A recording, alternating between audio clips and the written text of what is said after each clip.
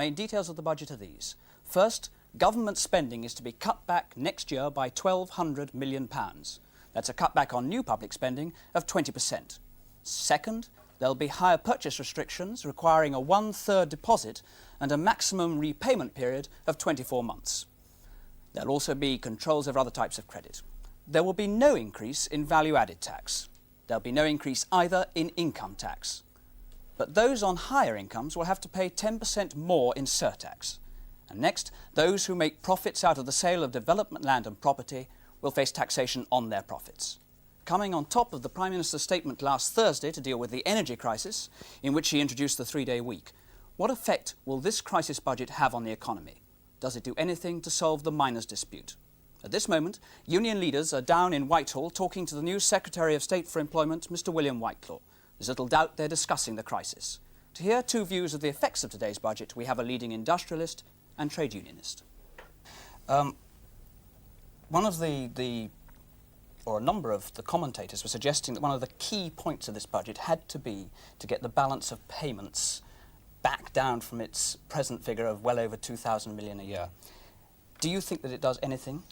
Well, I don't think it does an awful lot, quite frankly, because I would have expected a very substantial tax to be put on fuel oil. And if they'd put a substantial tax on fuel oil to discourage its use across the country, then this would have helped the balance of payments, and this should have been offset by some credit, some subsidy on food. And I would have thought that this was a major shift to help people to buy cheaper food and make petrol and oil much more expensive. And nothing like that has been done at all. So there's been no aim in here to help the balance of payments whatsoever. Well, then you're making two very key criticisms. One is that there's been too much, so there's going to be too much deflation. That's right. And the other is it's going to do nothing about the balance of payments, or not a significant amount about the balance of payments. So. No.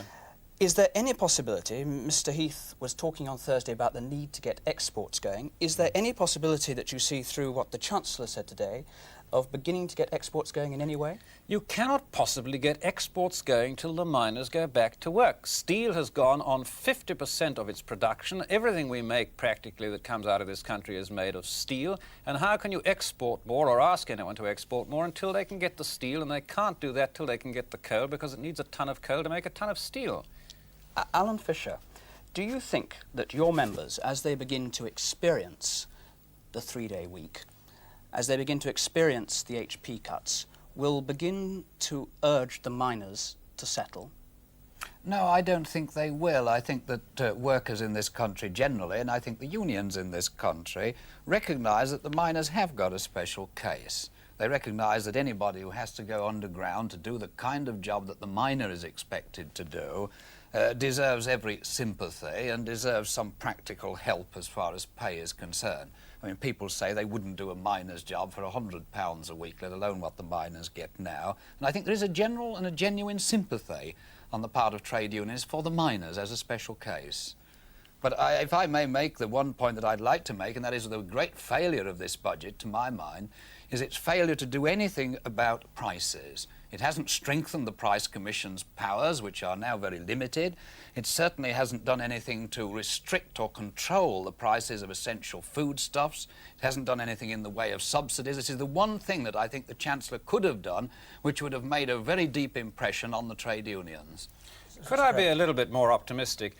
If we do get a settlement of the miners' strike, and that is up to Alan Fischer and his colleagues, I think, in the TUC, but if we do this, then I think the outlook in the future is not too bad, because the oil crisis is going to reduce the output in most industrial countries, and this is going to reduce, in turn, all the raw materials that we have to buy that have made our balance of payments so awful. And I would have thought that we could have gone on quite well if the miners' strike is settled. We come back again then, as always, to the miners' strike. Do you think that the TUC, as a result of this budget, as a result of the situation that's emerged since Thursday, since the 3-day week, is going to attempt in any way to pressurise the miners into thinking about going back to work? I don't think they'll want to pressurise the miners. I think that what the TUC will want to do here is to adopt what I think is its traditional role, and that is the role of mediation. What is worrying, I think, again about the Chancellor's statement today is he said that Phase 3 is there, that nobody shall exceed Phase 3. There's a lack of a flexible approach.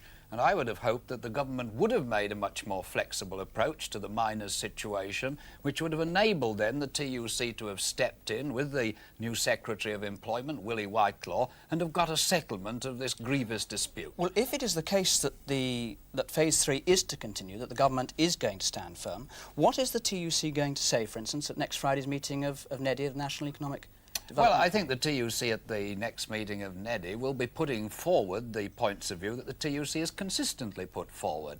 These are that there should be direct food subsidies, that these are essential in the present circumstances to protect people. They will be saying that they want to see something done for the lower paid, particularly for pensioners in the present circumstance where prices inevitably are going to rise. If there's a lowering of production, if there's a 3-day week, unit costs will go up, prices will continue to shoot up. And so the TUC will want something done there. They will argue, and I argued earlier on, that the tax changes don't go far enough. There is no genuine attempt to redistribute wealth, and that therefore the TUC will be restating, I think, their position as to the kind of steps they think are necessary in the present situation. It seems, Fred, if that is the case, that we're back where we were. I mean, we haven't advanced at all from before last week, from the last few months, in fact. Well, I think we have advanced a little way. I think in the end it will be the TUC who must take the miners on one side and say to them, look, you are putting our people out of work. Unemployment is now over 1 million and rising, and brothers, enough is enough. Now, whatever is said here, I'm perfectly certain that behind the scenes this is what they're going to do. Can I ask you very briefly, what is going to happen if there is no settlement, if the TUC does not put that pressure on the miners, in your view?